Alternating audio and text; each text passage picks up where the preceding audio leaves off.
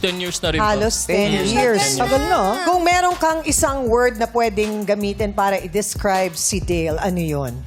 For me po siguro, growth. Kasi Growth.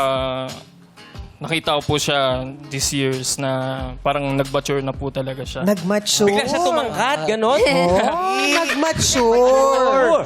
Oo. Kasi kung ano may yung kinakain niya, gusto ko rin kainin niya. Para magkaroon ka din ng growth. Nakakatawa yun, nakakatawa yun. Para magkaroon ka din ng growth na gusto mo. Yes. Oh. Tama. Bestie Justin, samahan mo na kami sa gilid. At ikaw naman, matchmate Dale.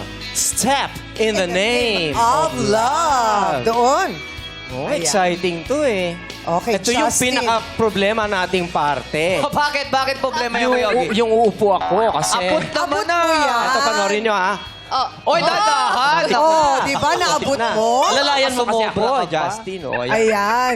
O, eto muna, kilalanin muna natin ang mga aakyat o bababa para sa